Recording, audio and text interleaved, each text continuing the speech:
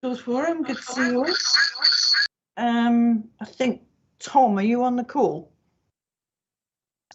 So yeah, I know he's just about to come on the call, but Tom is joining us as head of Kickstart to represent PRUs. We only have a few one Key Stage 4 PRU, so Tom's agreed to represent Kickstart. So I know I've just been in a meeting with him, so he should be on the call. We've still got some people joining us. I'm also here as well, Jill. Yeah, from hi, the Gary. Key Stage 1 to 3. Yeah, can see you there. So Andy, do you want to run through apologies for him, please? Yep, apologies from Yvonne Curley, Sarah Roberts and Rachel Cook. Thank you very much. And Andy, could you just take us through the minutes, because I just can't, of the last meeting, so I just can't open mine at the moment. So could you just talk us through them, please? Yep. Last time we talked about membership of the forum, and you, Jill, very graciously volunteered to do another year of chairing the meeting, for which we are obviously very grateful. Tim took us through a paper on school funding for 22-23. I'll be covering that again in this agenda. Yeah. Tim also spoke about the new national SEN budget and the papers that were going out. And now I've got a blue circle of death on my screen as well, so I can't whiz down the papers, unfortunately. I think we did send those to schools, didn't we, Andy? Yeah. The new national figures post the forum. Yeah, I think comments were back to Natalie, so at some point possibly she'll come back to us with any comments from schools. And that was more or less it. We had any other business. Jill reminded the forum members that the represented colleagues should have the best attendance possible.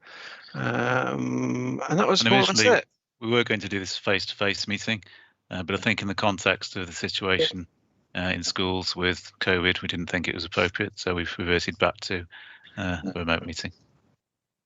That's correct. Thank you. Okay, so could we, again, you're going to have to lead me through this, Andy, because I cannot open my papers at the moment. Can you lead us through what's the first item on the agenda, please? Yeah, the agenda item is I've got to say, I've got the blue circles on most things. School funding formula 2022-23. Over to you, Jim. Fab. That's you. Hopefully I'll be back getting my documents in a minute.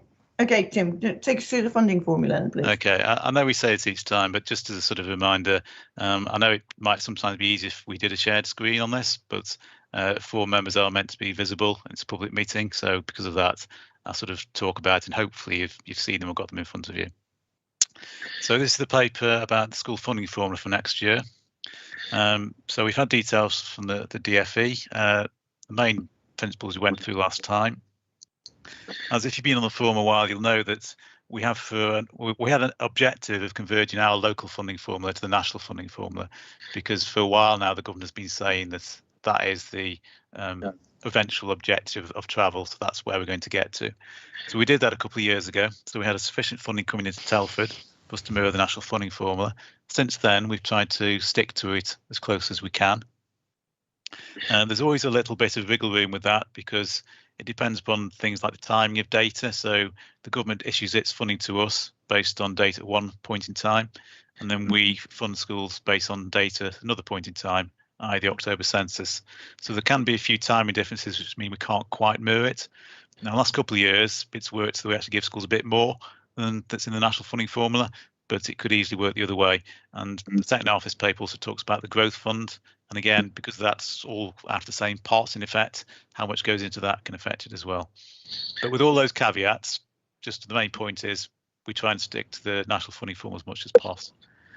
Now, because we haven't got the October census data in, we can't actually give you sort of real sort of model figures for schools, but to try and give you a sort of flavour of what it looks like, we've got the actual amounts in the current year's funding formula, and then we've done a comparison between that and the 2022-23 NFF, and basically they've all crept up a bit. It's gone up by about, it says here, yeah, it's about sort of 2.5–3%, something like that. So across the board, basically, the amounts have all gone up by varying amounts, broadly in proportion to how much goes into each funding factor. So that's that really. I mean, it probably isn't a particularly controversial area of the forum because we've been doing that for a number of years. I think there's consensus that's the way to go. So if you do have any comments, say, but it's kind of a continuation of current policy. And the second bit of the paper talks about growth funding. So this is all sort of part of the same schools block, but authorities do get a specific amount of money labelled as growth, and that's based on the data the DFE holds for pupil growth in each local authority. So again, we haven't done the final figures from the October census, but they've given us we worked out an estimated number, which is 1.269 million. So it won't be that, but it'll be somewhere near that, we think. That compares to 0.9 million next year. As you'll be aware, most of the growth at the moment in Telford is in the secondary sector. So the decrease from a few years ago has been replaced by rapidly growing numbers as smaller year groups leave, larger year groups come in. So we fund growth in schools in Telford by basically adjusting schools onto estimated numbers. So the issue with growth is that if we just allow schools to grow year on year and just apply the funding formula as it stands, then for potentially, if your secondary school, 5 continuous years of growth, your funding would never be at the level of your pupil numbers. So every year you'd be that number of kids, that number of cash behind. And whilst you might be able to live with that for a year, it's not really feasible or fair to live with it for 5 years. So that's why the DFE give us growth funding. That's why we pass on growth funding to schools. And then it comes about the technicalities of how you do that. So how exactly do you measure growth? At the moment, what we do is we basically alter the pupil numbers in the school's funding formula. So for next September, we use estimated numbers. And then for 7 months, if you're a maintained school, 12 months if you're an academy, that year you're funding the estimated numbers. So in a sense, you funded close to the real numbers in the school at the time, as best as we can get. There's a few caveats around that. We only do it that way if the authority has agreed and wants the school to grow, either by increasing its PAN or increasing admitting above PAN. At the moment, or up until now, we've also, once schools on estimated numbers, we funded whole school growth. So in essence, if a school has a big intake year, yes, we'd fund that, but we'd also fund any other growth in the school. So if there's sort of general growth, once you're in estimated numbers, we'd adjust retrospectively back down to the actual number the school's got. So that's quite generous because in effect, we're not just funding the initial push from if you're secondary school year 7, we're funding any other growth in the school. And when we model the numbers using that, it's become fairly expensive. So it looks like that would cost us something around about £300,000 more than we think will be allocated in the growth fund. And if we spend more than we'd be allocated for the growth allocation, it basically comes out of all other schools' funding formulas. Now, in the big scheme of things, it wouldn't be having a vast impact on schools because 300 grand spread out amongst all Telford schools is not going to, change anyone's life. But nonetheless, we try to, if we possibly can, keep the growth element reasonably in line with the amount of money we get in. We can't do it exactly, but reasonably. So we suggest in the paper that we amend the way we fund growth such that we'd only fund growth in the entry year. So that would be year 7 if you're secondary school, reception if you're primary school. We did talk about this at Chair's briefing with Jill, and Jill, you might recall you had a comment on this which you may want to raise later on. So I'll leave it there for now, but Jill, come in once we've finished talking, and you might want to have a comment on that. So just as a sort of finish off then, we've proposed a slight tweaking in the way growth is funded. We're proposing to have the school's funding form the same principles as before, so trying to mirror the national funding form as far as possible. And just as a reminder, this item, this is a consultation with the forum, because the formal decision on the funding formula, including, because we fund it by estimated numbers, including funding growth, that's a cabinet decision. So we come to you and ask you for your views, and these views are fed back to the cabinet, but the official decision is a cabinet decision. I should say, however, the cabinet is, keen to know what schools think. They always ask, what do schools forums think about this before they do anything or make a decision. Right, so that's that. Well, I'll finish there. Thanks, Tim. So do forum members understand the direction of travel here on the growth funding? Has anybody got any questions to Tim about that change to the model?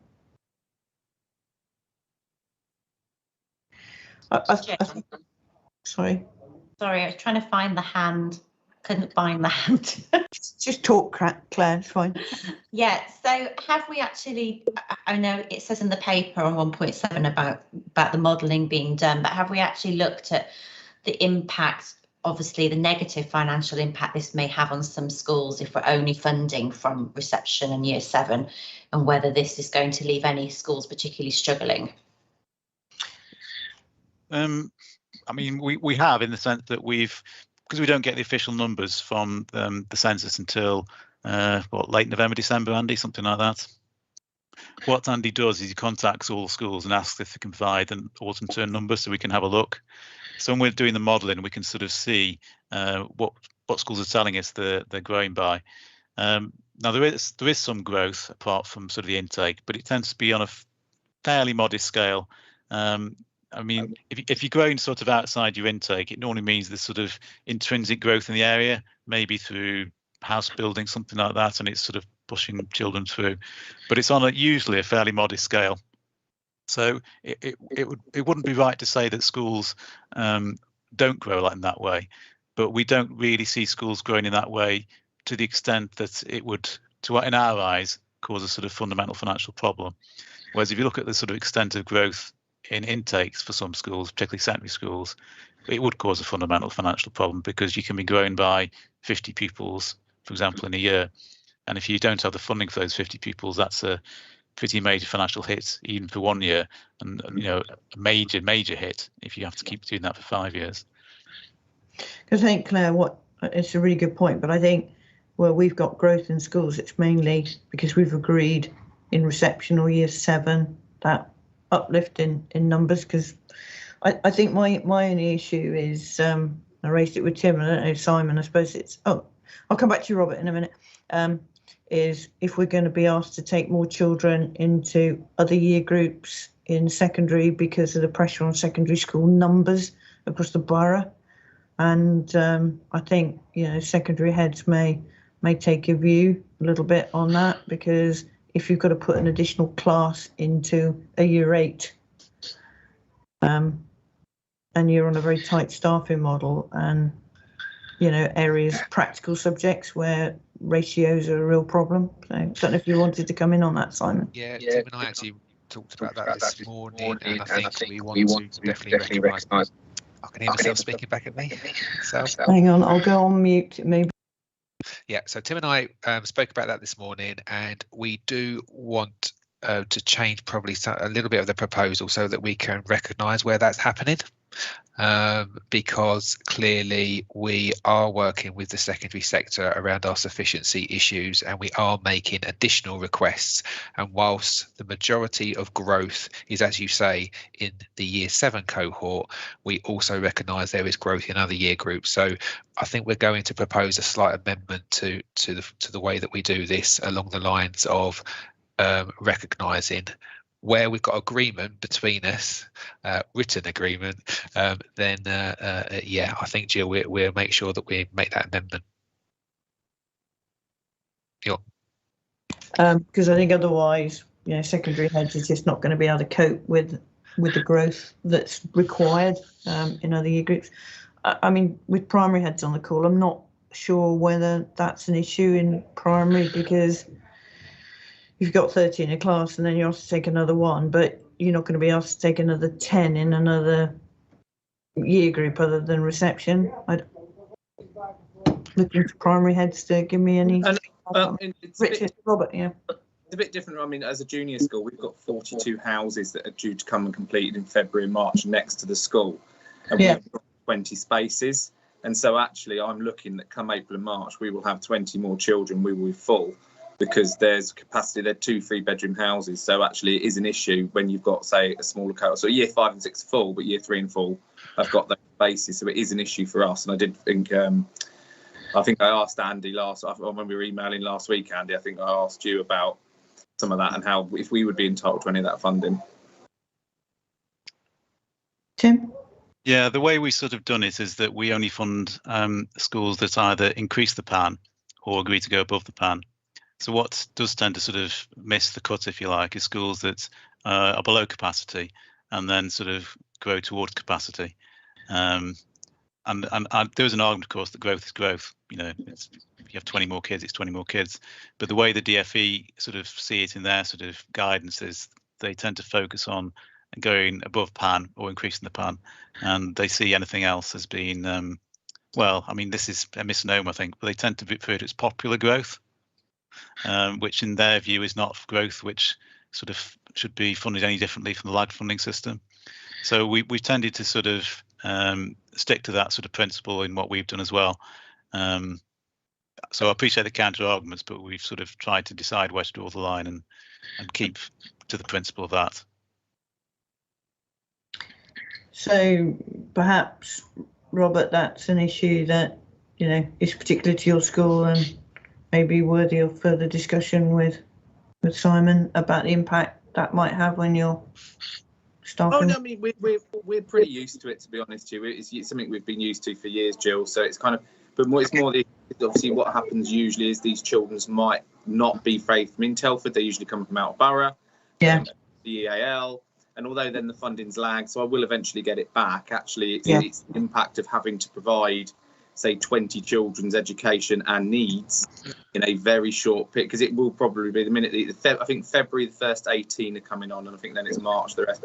And so it is something that will be, I'm really excited about, but at the same time, that will bring a lot of challenges. So what I'm really scared about as well, though, is there'll be a lot of children that live next door to the school that won't be able to come here. Yeah. That's what really upsets me and scares me, is that because they'll have to go to other schools because then we'll be full too. Yeah. Yeah. And I think, that in-year growth is, you know, I look across our schools, you know, and the amount of children we're taking in year is quite staggering, which we're not funded for, you know, in this year's budget. So, it's an ongoing issue when you've got in-year movement into your school. I know that. And anything else? So sort of to conclude that item then, Simon, you're going to revisit the model from the secondary school perspective because of the pressure on school places. Yeah, there's a couple of things actually. I'm going to do that. I'm going to just, Robert, it'd be helpful to have a conversation just so I understand the individual circumstance. It's the first time that's been raised with me, so it'd be good just to understand the scenarios and see how that plays out really. The other thing I just want to make sure that we're clear about is there is lots of sufficiency work going on in terms of our school placements. So we recognise the additional housing that's happening in the local area. We also recognise the huge bulge that we've got in birth rates, and that's actually being played out in terms of coming through to secondary as well. So there are plans in terms of developing and ensuring that there is absolute sufficiency across the board. We always have that trickiness around schools that are wanted and preferred by parents, and you know, we need to make sure that we work on that as well. But a number of actions there, Jill. Okay, thank you. Claire, did you want to come in?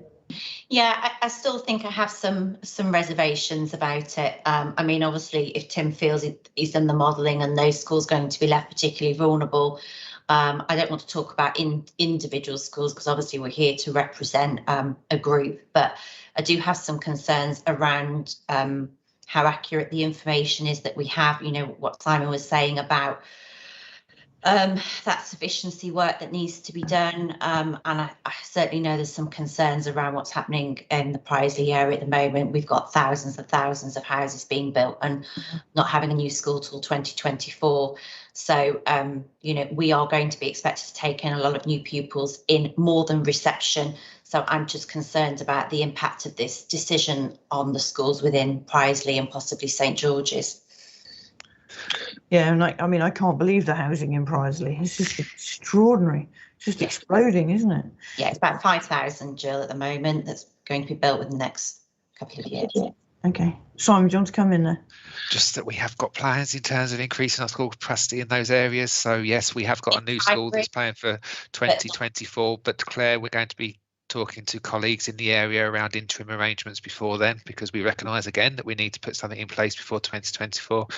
And of course, we are also thinking about our secondary sufficiency, and I think everyone probably around the table knows that the proposed plans around that and what we're trying to do to build sufficiency in our secondary sector there. So again, I think it's just a bit more in terms of communicating what's happening at the moment around that, because there's recognition and there's plans afoot. And the problem is for us, isn't it? The housing goes, we don't know always when the housing is going to go live and they're going to start building, and then we're on catch up because we don't have sufficient school places. It's just, it's always been the situation in Telford, hasn't it? National challenge as well, but do recognise it. And also, of course, we don't have like neat cohorts moving into our houses. You don't have a particular year group, and you can do it kind of in a nice phased way. Families come in and they're all different ages, but you know, that isn't a local issue, that's a national issue for us. But yeah. Thanks, Simon. Robert, did you want to come back in because your hand's up? Sorry, it was just a question really on the talking about the secondary funding. I remember being in a meeting about 4 years ago with Tim presented that actually money was taken from primary. I know that's the wrong wording, but money was held back from primary schools to give to secondary schools when they didn't have enough children. So are we ever going to be? Sorry, Claire's nodding her head here. So is that money back now? That was yes, a real hot potato issue for those of us who've been on Schools Forum for. This is the problem with having people who've been in the forum a while. So you remember these things, don't you? Yeah. That is a good point of us being in the forum for a while, and that is why it's good it's in the public domain, because it's a very important question to me. Yeah. Tim, would you like to answer that question? Yeah, I do have some sympathy with that, I have to say, because you're quite right. It's a number of years ago. In many cases, the same schools are now growing strongly, not in all cases, but in some cases, were the very same schools that were shrinking rapidly. And not only shrinking rapidly, but got to the point where we did have some very small secondary schools. And you may recall, as part of BSF, we actually ended up decreasing the secondary estate by a school. So we merged two schools because of that background. And I'd say I sympathise, but the problem we have is that it's been a bit different this time because a number of schools have now gone up, increased the pan. But traditionally, we had, say, half the secondary schools, which would pretty much always be full, and the other secondary schools would maybe not be full. So any increase or decrease is very concentrated in a small number of schools. So when schools' numbers decreased, unlike in most cases the primary sector, it wasn't a sort of gradual decrease across the picture, with a lot of schools being affected in a modest way. It was a small number of schools being affected in a really dramatic way. And for that reason, we did, you're quite right, we did offer them some additional support just to keep them viable. And then when growth happens, it is a bit different this time because the extent of the growth means that we've had a number of schools have increased the pan, but nonetheless, there are still the same schools in some cases, which became pretty small, are now growing really strongly because they do have the physical capacity to grow. And again, that presents its own difficulties. So you're right, but that's the context in which we sort of made those decisions. But now it's a level playing field, Tim. Yeah, I mean, we do, as I've said in the paper, we do fund primary schools for growth as well as secondary schools. It's not a sector sort of sector specific policy. We're going to be opening new primary schools in the foreseeable future, and again, we'll be funding, those schools for sort of startup costs, etc., which will all cost money, and for the same principles that we fund and have funded secondary schools, that schools have got to be viable. Unless you're going to shut the school down and not have a school at all, the school just has to be able to operate financially, and we have to put in the money that enables the school to do that. But yes, there will be there is and will be primary growth, and we will be using funding to pay for that, just as we have done and are doing for secondary schools. And we've also, Robert, we've also rebalanced the budget share, haven't we, in the formula, because do you remember the ratios and the weightings were more favourable to secondary than primary? We had that discussion. That's a good point, Jill. I've forgotten about that, but yeah. I've now got the figures like 1.4 something in my mind. So we had a national average sort of ratio of still not equal though, Tim. Well, no, but but it's much national issue, Claire. So the national average is about 1.3. So secondary schools about 30% more funding than primary. Now, I think at one point we were up around the 1.5 level, 4.5 level, secondary to primary. And again, that was really a function of having such small secondary schools. So they'd all have the same uniform lump sum. But, you know, a 200 grand lump sum for a school with 400 pupils is much bigger for us than a school with 1,000 pupils. So it was, you know, pretty high.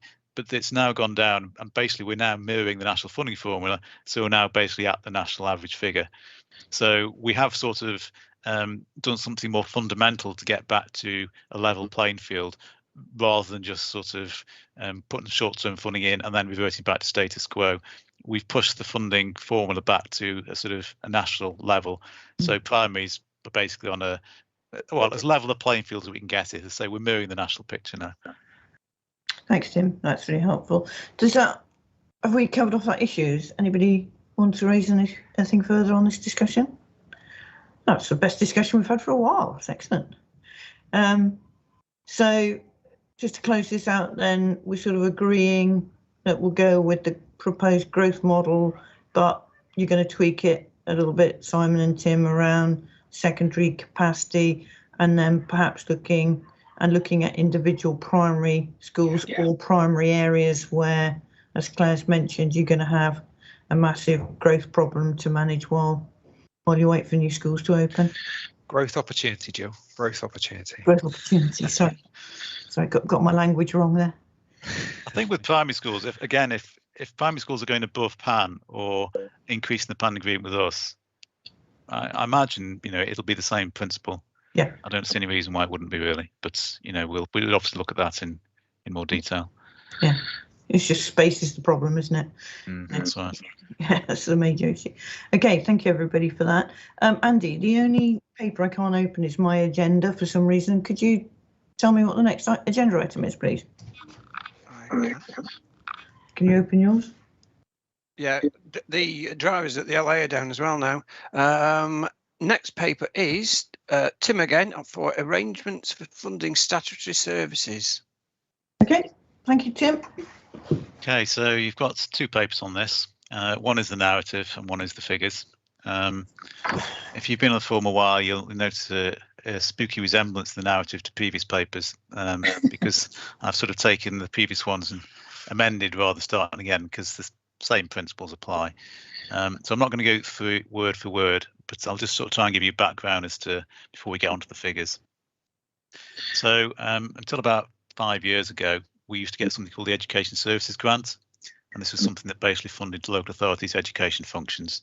Not all of them. I mean, some things that still fall to general fund, school transport, for example, and always have done. But many of the education services were funded by this grant. So that was abolished in 1718. And the government brought in something called the Central School Services Block, which in part replaced the Education Services Grant. So these rates have been in place quite a while now.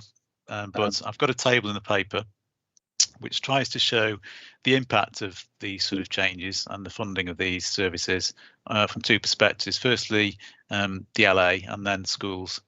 So from the LA's point of view, it's like a vision of doom, really. So we started off in the halcyon days of 14-15, having nearly £4 million for these services, which rapidly decreased down to about a third of that level by 18-19. And it stayed at a pretty similar level ever since. So it's gone from about 4 million to about 1.3 million. That is a combination of the ESG going and not being replaced by anything of the same scale. And also, for those of you who've been on the forum a while, you might remember things like SERA and top slice of BSF, which used to take out a lot of money, from nearly £750,000 between the two of them. And they ceased some years ago as well. So from an LA point of view, we're down to about a third of the money we used to get. From a school's perspective, it's a rather more encouraging picture. It's been more of a steady state, really. So we started off at about 1.1 million, and we've ended up at about £900,000 in the current year. And I keep putting this in because the next bit is we're going to be asking you to vote for money for central services. So we're asking you to agree money, but in reality, the amount of money that we sort of taken from schools, if you like, it's stayed pretty similar for a number of years. It's just the methodology of that funding has changed a bit. So in terms of how it works now, we have something called the Central School Services block, a separate block of DSG, which is specifically allocated for central services. But nonetheless, despite them being statutory services, i.e. ones the government says the LA's got to do, we still have to ask the form for the money to do these things. So the ESFA provides guidance on the information that we need to provide you with and to have an informed vote. And I've put the bullet points there so you can see what they ask us to do, and you can see that we've actually done this in the paper, which I'm going to turn to in a minute. In terms of what we're doing or asking for in 22-23, not particularly different from the last few years, really. In terms of the central schools, there's 2 votes, I should say, before I go any further. 2 votes on this. One for the Central School Services block, which is a whole form vote, applies to schools and academies. And then the second one is for duties that only apply to maintained schools, and that's just a maintained school members of the form vote. In both instances, pretty similar to the previous year. So Central School Services block, the actual cash amounts we put forward are the same as last year. For the maintained element, the amount per pupil is the same as last year. The cash is a bit less because we had a conversion in September, St Peter's Bratton, so there's some fewer maintained pupils than there were. Just as a reminder as well, the CSSB has been reduced by 2.5% a year per pupil for us, but because we've had growing pupil numbers, in practice it's meant the cash amount has stayed pretty similar for the last few years. If there's any money left, because again we haven't had the final figure for CSSB, we put it into high needs, so that's where any money left over ends up. Last year or two, been hardly anything left. It's been very close to the actual amount. I'm expecting to be the same in 22-23. So if we then look at the actual figures, I'll just have to make my screen a bit bigger so I can actually see them. So the first block of text is about Central School Services block, and we're proposing the total is 966,000. But then there's another amount which the government tells us, which is for licenses for schools. So this also comes from the Central School Services block, but they just tell us how much it is. We have to pay it. Schools have to pay it. There's no choice about it. So if we add the 966,000 to a guesstimate of what the central license will be, it comes to about 1.1 million, and that's pretty much what we think the Central School Services block will be. There's a brief description on the paper of the sort of services it pays for. Some comments by the side if there's anything that's changed significantly. Just to reiterate, we only ask for things that we have to do. So we're not asking you for duties which we choose to do. We just ask you for money for those ones we have to do. The second block lower down is for the maintained schools only. Comes this year to 390,000, a little bit less than last year. It's 398. Amount per pupil is the same, 26.95. So from that you can sort of work out the sums schools are typically paying. And that's it. So I'll stop there. It's quite a sort of a data heavy paper. There's quite a bit there. So I'll just pause for any questions or comments. Thanks, Tim. Any questions from forum members on those 2 blocks? Claire. So, hi Tim, just Hello. an observation that obviously, which is good news for the local authority, but you've had an increase in income. Why there then may not be necessarily a reduction in costs for schools? When you say an increase in income, what are you referring to? On page 1 of the paper. Sorry, you just cut out that page. What was that? Page 1. Page 1. Yeah. Yeah, This is so on the- 899 up to 884. The 414 up to 423.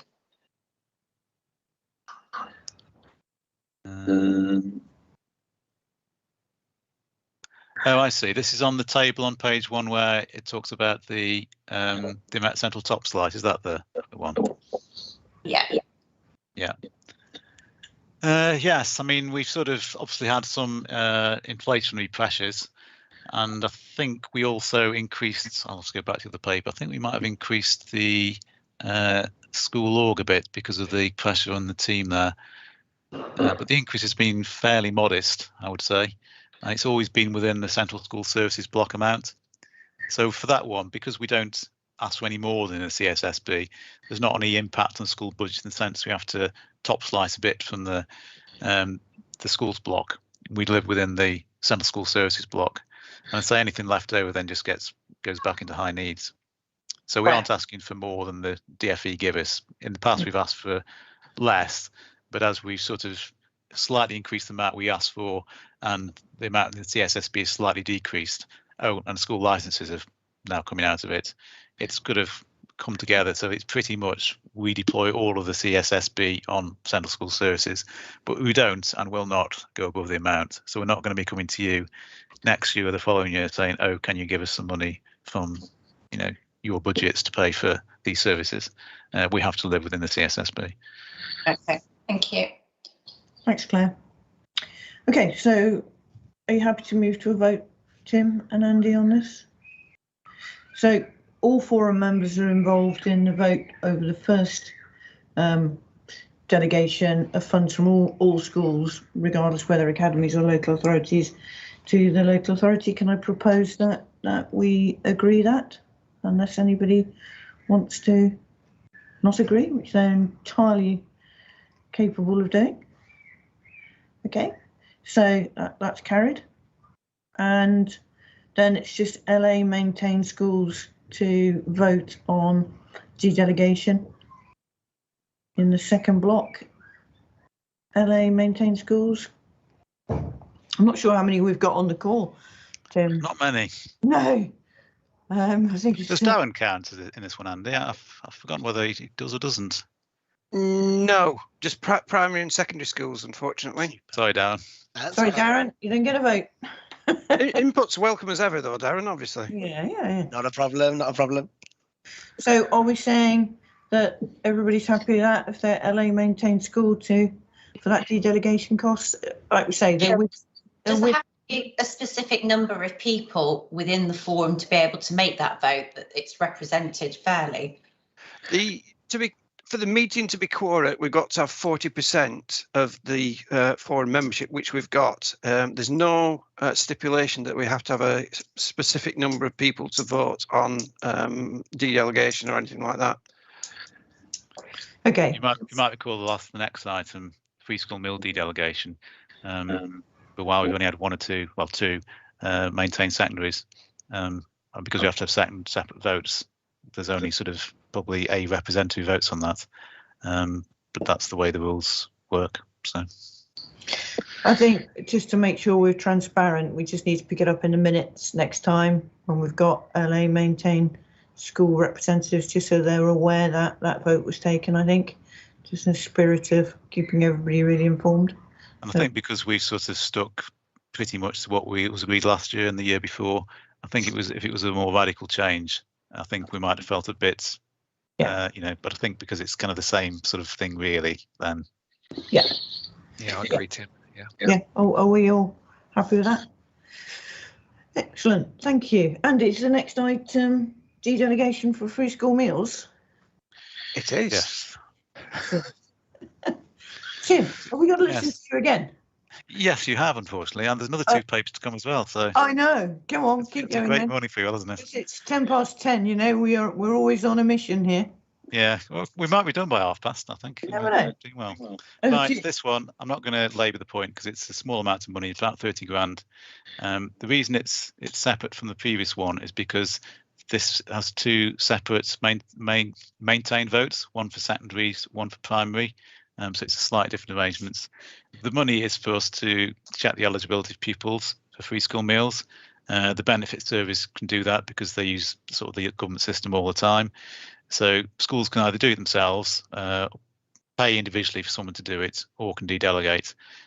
Schools agreed to dedelegate in the past because it's sort of a more efficient way and easy way to do it. I say it's a modest amount per school. We're talking sort of hundreds of pounds because it's not a big amount of money. We haven't actually got any maintained secondary rep on the forum at the moment. So outside this meeting, we've asked the two schools, HTA and Burton, both their views, and we'll based on what they would like to do. So the vote this one is again just for primary maintained schools. So Christabel and Robert, that's you two again. No pressure, guys. Over to you. Same principles we've done for a good many years now. Same amount per pupil eligible free school meals, £8.50. It's been that for several years. So yeah, same principles before. Robert, Christabel? Yeah, that's fine with me. Okay, thank you. And like you say, thank you, Robert. So all good. It's a service that none of us would want to do in our own schools, in my opinion. I've never wanted to touch free school meal. Nightmare. Okay, excellent. So I think our next item is the school improvement, the possible change to de-delegation around school improvement, which is quite an interesting issue, which has caused quite a lot of debate nationally.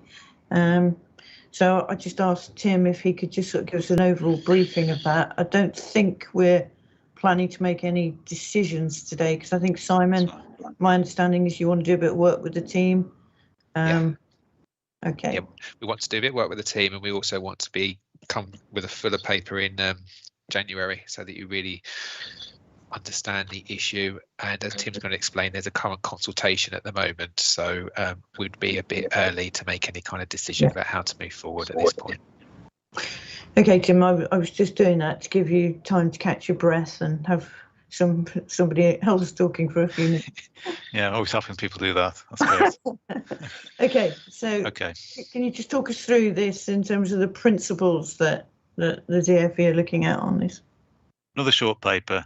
So as Simon said, just to give you a sort of the basics of what's happening. So since 2017, we've had something called the School Improvement Monitoring and Brokering Grant has been provided, and that's to pay for councils to fulfil core school improvement activities. So this is basically statutory functions we still have a duty to do. Money is allocated in proportion to the number of maintained schools in the area, because these are duties predominantly for maintained schools. So in 21-22, Telford Wrekin received 181,652 from this grant. So it just lays out in the paper the sort of duties which we still have to do, which is things like understanding the performance of maintained schools in their area, identifying any that are underperforming, working with those schools to explore ways to support progress, working with the RSC, diocese and other partners to ensure schools receive the support they need to improve. Again, when underperformance has been recognised in a maintained school, working with the school and other authorities like the RSC, potentially sending warning notices, using intervention powers, where this will improve leadership and standards, encouraging good and outstanding maintained schools to take responsibility for their own improvement, support other schools, and enable other schools to access the support they need to improve. So those are sort of core duties that the grant pays for. Councils have also been able since 2017 to ask schools forums to de-delegate additional funding to pay for school improvement, and we've never done that locally, so we sort of lived entirely off this grant for the core duties. So that's the situation as it stands. The proposed changes pretty straightforward. The DfE is planning to get rid of the grant, so they're planning to get rid of half it next year, 22-23, and then it'll go completely in 23-24. No replacement funding appears to be proposed, so it's a national amount of about £50 million, and it appears that it's just been taken. So instead, similar to what we've just been talking about with the previous two items, the government's proposal is that council will instead go to the schools forum, and again it'll be a maintained members only the forum, and ask for de-delegation in order to pay for these statutory core school improvement duties. There's a proposal about this which is live at the moment, and it's got another just over a week to go, so it closes next Friday, the 26th of November. So we'd encourage schools to contribute to that consultation. The DfE says they'll publish their response to the consultation in December/January 21-22. Now bear in mind we actually have to have a de-delegation vote, in January at the latest in order to get budgets out. This does rather illustrate the very last-minute nature of this proposed change. So as mentioned earlier, this only came out fairly recently, maybe 2 or 3 weeks ago, something like that. So we wanted to bring this to 4 members' attention now, so you're sort of briefed on what's coming down the line. But equally, we wanted to give it a bit more thought ourselves, of a bit more of a sort of a fuller paper and proposals to put to you, rather than trying to rush something in this meeting. So we normally try and get the sort of the dedelegation votes over and done with now, so we know where we are, and so do schools. But in this instance, we felt we didn't want to rush into it, so it's going to be held over to the next meeting. Just to clarify, Tim, our school, is that 50 million going to be delegated to, it's just disappearing, isn't it? Yeah, it's a cut. So that's it, end of. So schools aren't going to receive, so it's not being recycled, Jill, back into the system. No, it's not being recycled back into the system. So I think people need to be really aware of that. Yeah. And also, therefore, if you're going to present a paper in January, which I'm sure people will welcome, schools are going to have to pay into a school improvement package. Is that sort of going to be the direction of travel? So we're just kind of trying to pull together some proposals. I think just to reinforce what Tim was saying and some of the key messages there, as you've just said, this is a proposal and it is a cut in terms of funding into the maintained sector. It only affects the maintained sector. We said it's not going to be recycled. None of the statutory duties for local authorities have been removed, just the money. Yeah. Okay, and then clearly there is that statement in there that we seek the funding through dedelegation of that's gone to maintain schools, but yeah, with no additional funding.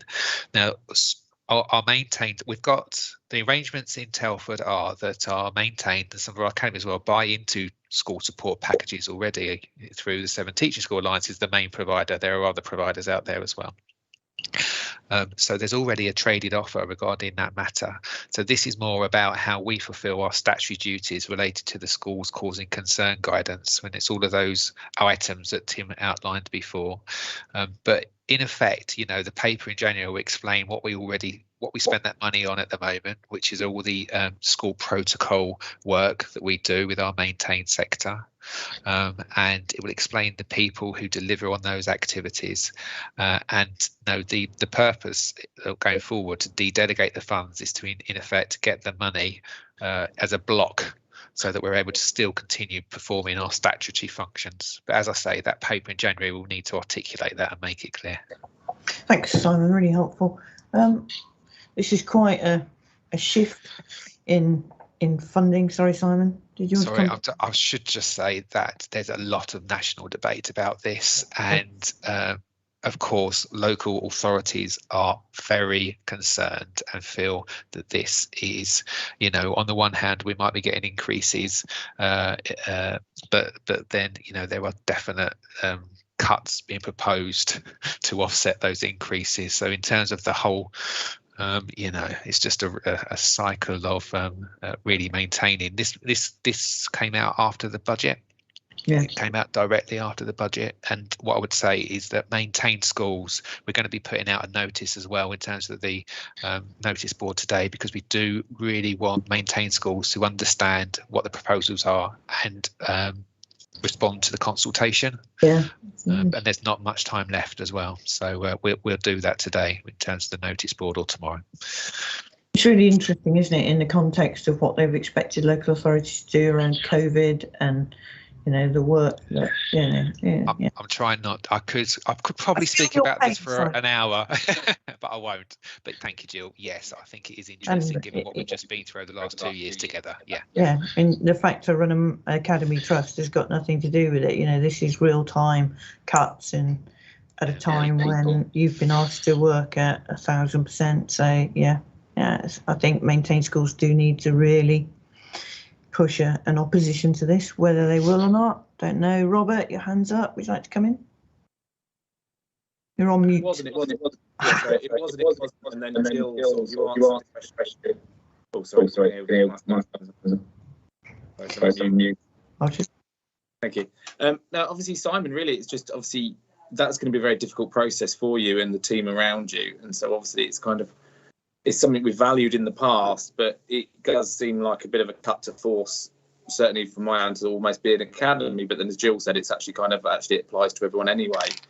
So how are you going to convince everyone that that money needs to be delegated back?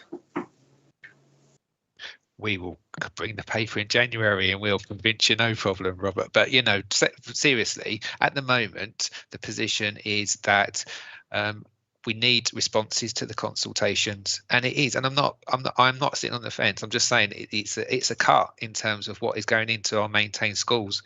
You know, if they put forward a cut plus they put forward a reduction in the statutory duties, okay, that's a different conversation. But they're not. They're still saying to us, you need to perform your statutory duties. And if you read the consultation, the one thing that is slightly frustrating is that they seem to perceive that because there's a lack of written notices that are given to maintained sector, then really, you know, local authorities are doing lots of early preventative work, which is a good idea in my head, but because the early preventative work is not necessarily that statutory stuff, it can come out of the de-delegation pot. It's just nonsensical in my mind, and you know, it's like a perverse incentive. If we gave out more warning notices, then we can have the grant. Well, that isn't a healthy, productive school improvement system in my mind. So, you know, Robert, it's really, really quite frustrating. But at the moment, really, we need to make sure that our maintained sector understand what is being suggested. They've read the consultation, and hopefully they're able to make a response as well.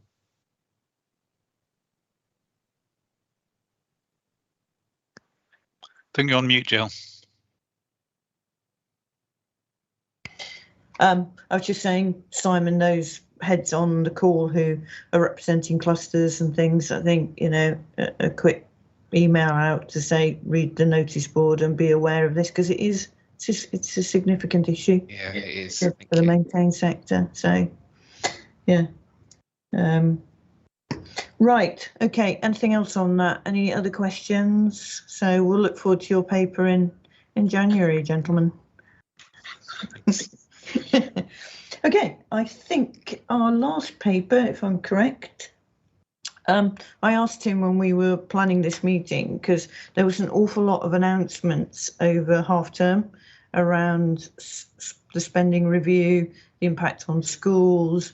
Government's very easily sells the line that there's more money coming into the system, but we always know that comes with huge caveats. So before everybody thinks they're going to be better off next financial year, I just asked him to put a bit of a paper around just to scope what the future looks like in terms of school funding. So I hope that might be useful, just so that we see what's coming and we can think about it in forum as the year rolls on and we get more information. So Tim, could you just take us through your paper, please? Okay, so it's sort of a paper of two halves, really. The first is a summation of what the government said, and then the second bit is a bit more of a commentary on the other side of the equation. So first point I should say is all this is national stuff, so you can't really take reliably how this will translate to a school or Telford level. So it's broad brush.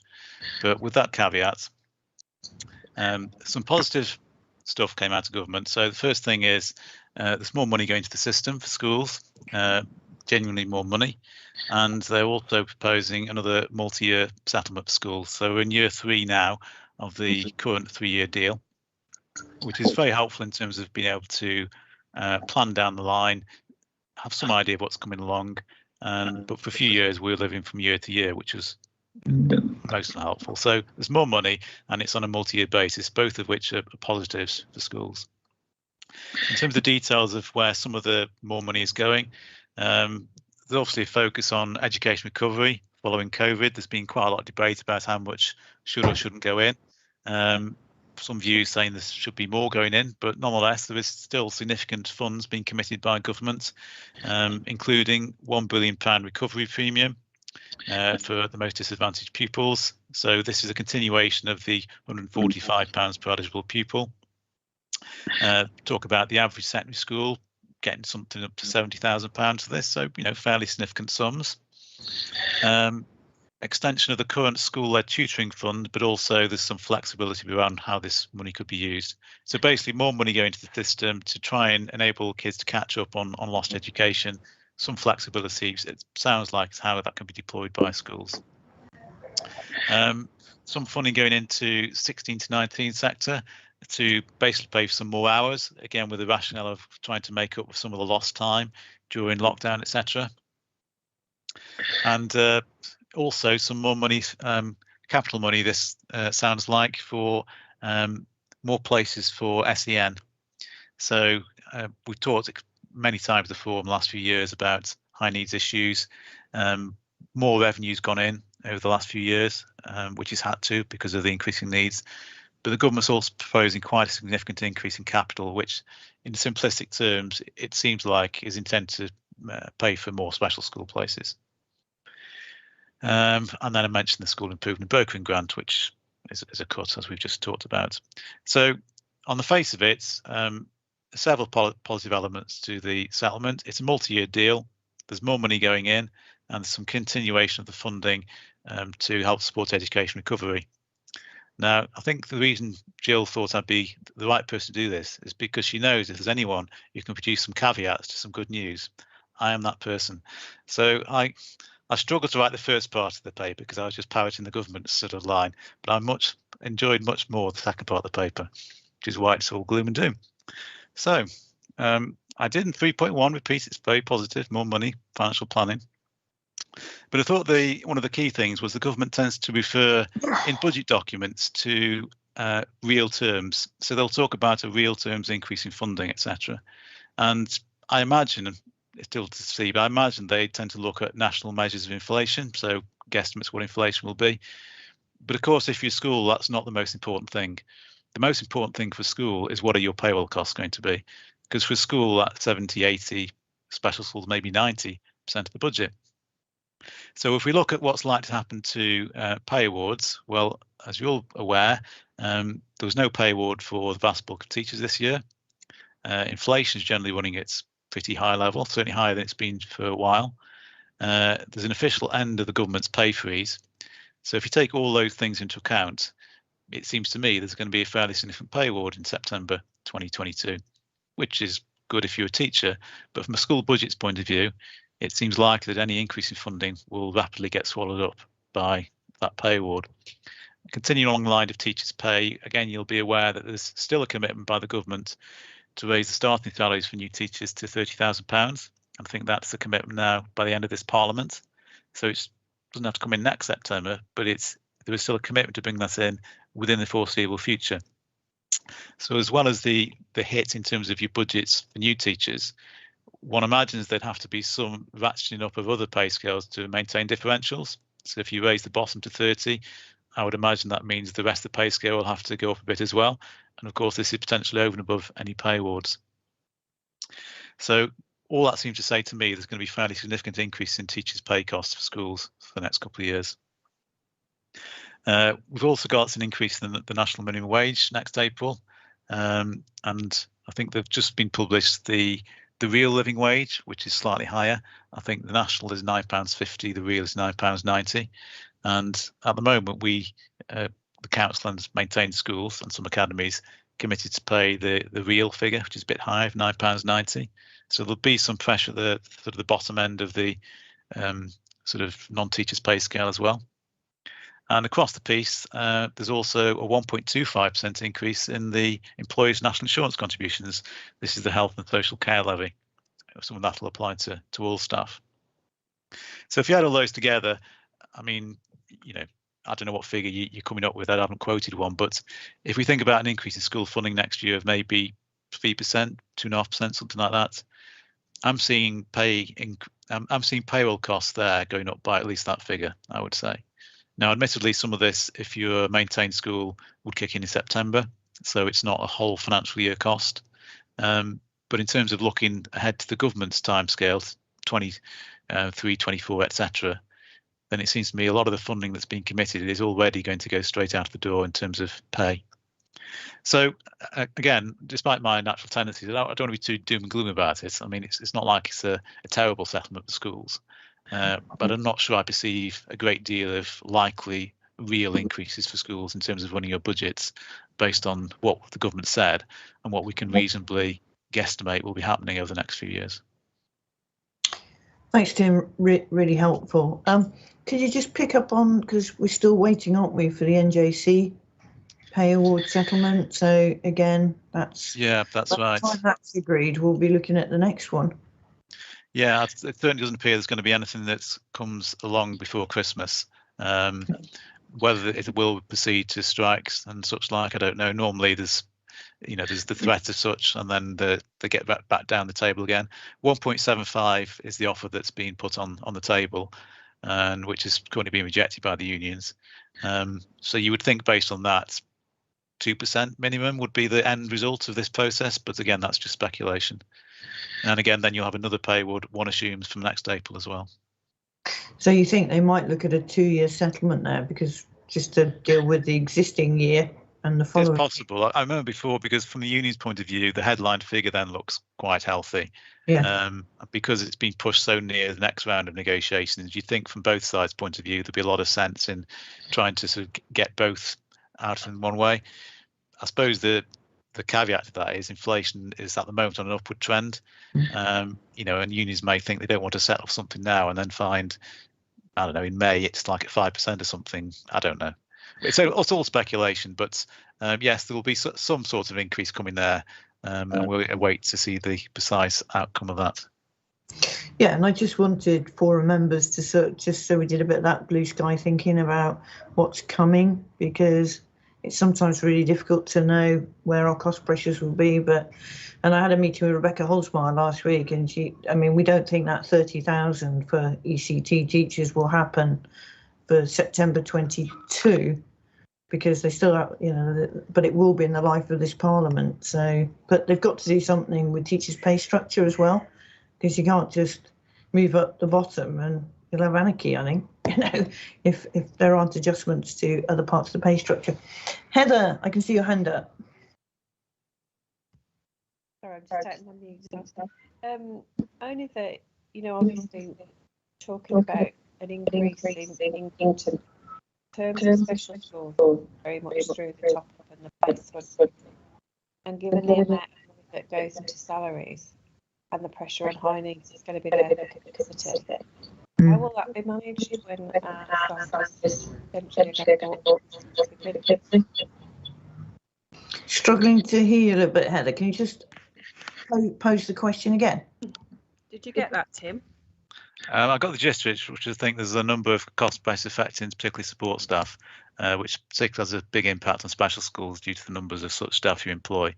And how is that going to be responded to in terms of funding? Is that the gist of it? That's the gist, yeah, on behalf of kind of special school colleagues. And that is with great empathy, understanding that the local authority and us as schools, in terms of capacity and sufficiency and house building, that it's already going to be under a lot of pressure over meeting the needs of the children, isn't it? Yeah, we have got more high needs funding next year. The government has put more money in, but as we said, in other parts of the system, there's obvious pressures which that money will have to respond to. And one of those pressures is undoubtedly going to be payroll costs in special schools, PRUs, and other providers, maintain schools as well, because obviously maintain schools are paying for support staff to support pupils in those schools. All I can say is we understand the problem, and we will expect to put more money in the system. But as always, these things, we have a finite budget, and we end up juggling the various different priorities. But we're all aware of the pressures in high needs aren't going anywhere. They are still absolutely there, and it's creating pressure all over the place in terms of just capacity, in terms of buildings, but not anything else. But also, yes, definitely in terms of the actual cost of provision.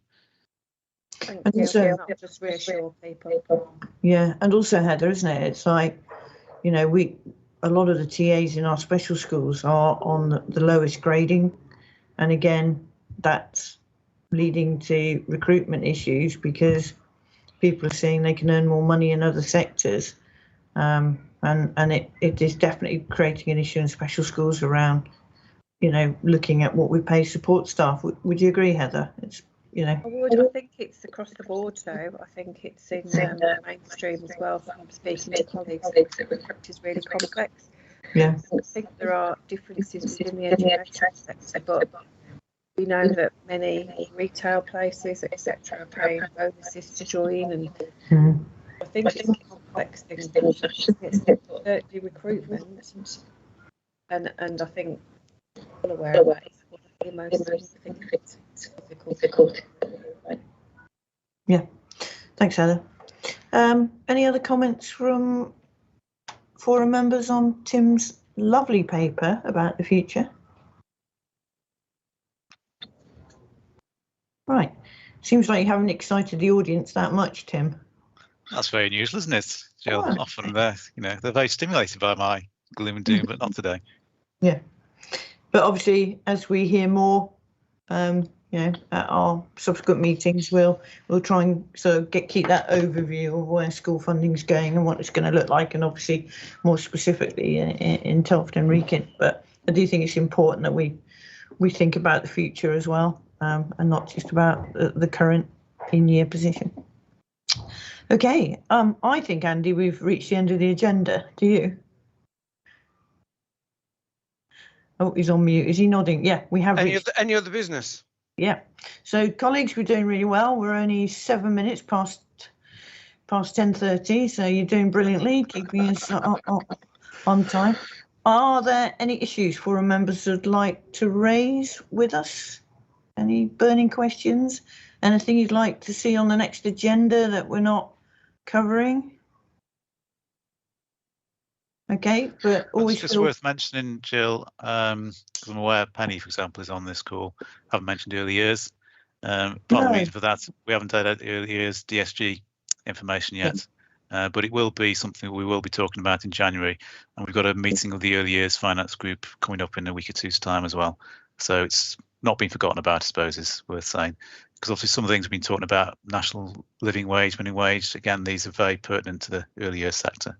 Yeah, absolutely. Thanks, Tim. So Penny and people with early years, it's always an interesting one, isn't it? Because we get such late information on early years, don't we, compared to the other sectors. Okay, everybody happy then? So I'm not going to wish you a happy Christmas because my world is not anywhere near orientated in that direction at the moment, and I'm sure yours probably isn't either. But can I just thank you for your contributions today?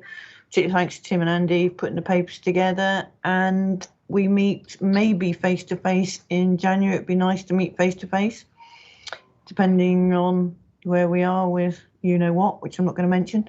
So best wishes, look after yourselves, take care, and we'll see you soon.